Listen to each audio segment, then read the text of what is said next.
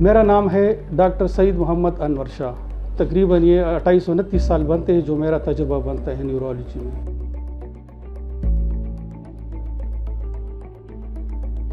Parkinson disease دماغ کا ایک مرض ہے جس میں مریض کا چلنا پھرنا کمزور ہو جاتا ہے، یعنی کہ یہ ایک موومنٹ ڈس آرڈر ہے. دوسری بڑی بات اس میں یہ ہے کہ یادداشت کی کمزوری ہو جاتی ہے، اور تیسری بات یہ ہے کہ اس میں نیند خراب ہو جاتی ہے. اور اگر یہ مرض چلتا رہے ایڈوانسمنٹ کی طرف، تو پھر بندہ بالکل چلنے پھرنے کے قابل ہی نہیں رہتا.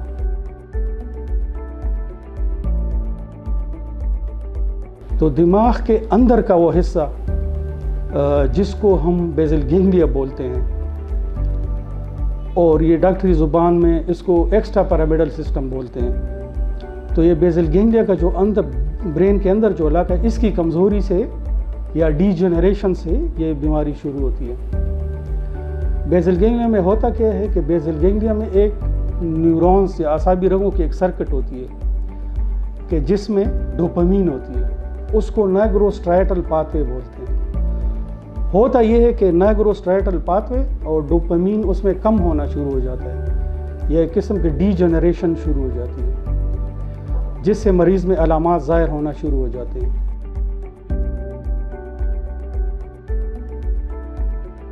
تو اس کی سب سے بڑی علامت یہ ہے کہ ہاتھ کانپنا شروع ہو جاتے ہیں. اور میرے اپنے تجربے کے مطابق سب سے پہلے بایاں ہاتھ میں لرزنا، یہ کانپنا شروع ہو جاتا ہے. کانپنا کس طرح ہوتا ہے کہ اگر آپ ہاتھ بالکل ڈھیلے رکھیں، آرام سے رکھیں، تو وہ ہلنا شروع ہو جاتے ہیں. اور اس طرح ان کا ہلنا ہوتا ہے کہ جس طرح بندہ تسبیح پڑھ رہا ہو. پل رولنگ موومنٹ ایک قسم کی ہوتی ہے.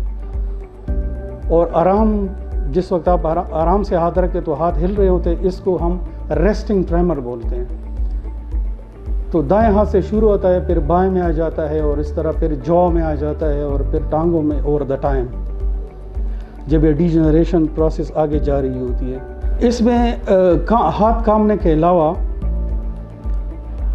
جسم اکڑ جاتا ہے جس کو ہم ریجیڈیٹی بولتے ہیں. پہلے دنوں میں تو ریجیڈیٹی اتنی زیادہ نہیں ہوتی، مگر جب یہ ڈیزیز ایڈوانسمنٹ کی طرف جاتا ہے تو یہ ریجیڈیٹی زیادہ ہونا شروع ہو جاتی ہے. ہاتھ پاؤں سخت ہو جاتے ہیں، اور آخر میں چلنے میں بھی تکلیف ہوتی ہے، توازن برقرار رکھنے میں تکلیف ہوتی ہے. اور بندہ اکثر جب چلتا ہے تو اکثر گر جاتا ہے.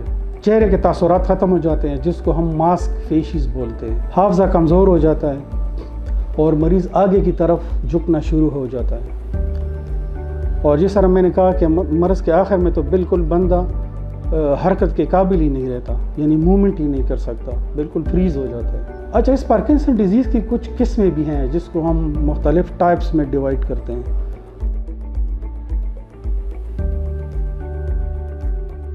تو اس کی سب سے بڑی 2 ٹائپس ہیں. ایک ٹائپ جس کو ہم بولتے ہیں ٹپیکل پارکنسن ڈیزیز، دوسری ہے ایٹیپیکل پارکنسن ڈیزیز. پھر ٹپیکل پارکنسن ڈیزیز میں 3 قسم ہیں. ایک ہے ایڈیوپیتھک پارکنسن ڈیزیز.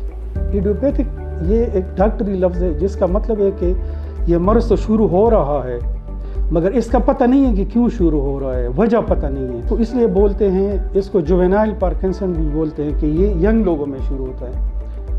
ایڈیوپیتھک اکثر 60 سال کے بعد شروع ہوتا ہے، اور یہ ارلی پارکنسن ڈیزیز 25 سال سے 30 سال کے بعد یہ شروع ہو جاتا ہے. اور تیسری قسم اس کی فیملیل ہے کہ وہ فیملیز میں رن کرتی ہیں، اور اس کی وجہ ہے جینیٹک میوٹیشنز.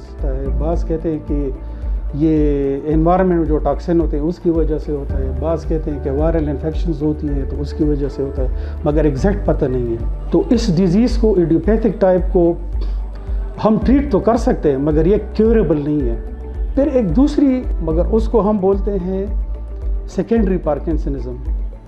سیکنڈری پارکنسنزم کا مطلب یہ ہے کہ کسی اور وجہ سے، تو اس کی وجہ سے اگر ہو جائے تو اس کو سیکنڈری پارکنسنزم بولتے ہیں. تو اس کا علاج یہ ہے کہ جو فیکٹر ہے اس کو آپ سٹاپ کر دیں تاکہ ڈیزیز فل بلون ڈیولپ نہ ہو.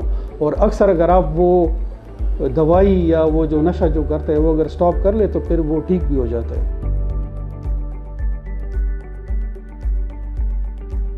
اچھا، اس میں ہم کچھ بیسک ٹیسٹ بھی کرتے ہیں کہ ایسے بعض مرض ہیں کہ وہ پارکنسن کی طرح ہی لگتے ہیں، تو اس کے لیے ہم بیس لائن انویسٹیگیشن میں بلڈ کاؤنٹ، بلڈ شوگر، جگر کے ٹیسٹ اور اس طرح گردے کے ٹیسٹ اور ایک MRI ضرور کرتے ہیں تاکہ دوسرے جو مرض ہیں جو اس کے مشابہ ہوتے ہیں وہ نکل جائیں۔ تشخیص تو زیادہ تر مریض دیکھنے سے ہوتی ہے، یہ ایک کلینکل ڈائگنوسس ہے، اس کے لیے کوئی کنفرمیٹی ٹیسٹ نہیں ہے۔ آج کل نیو ایرا میں ایک سکین آیا ہوا ہے جس کو بولتے ہیں ڈیٹ سکین۔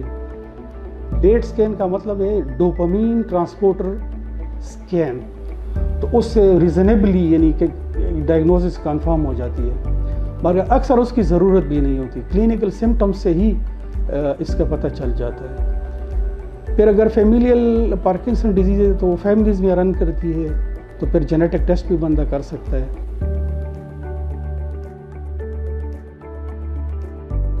آپ خیال رکھیں، کسی کو اس طرح پرابلم ہو تو اپنے قریبی نیورولوجسٹ سے ملیں تاکہ وقت پہ ڈائگنوسس ہو اور اس کی کم از کم کوالٹی آف لائف تو اچھی ہو۔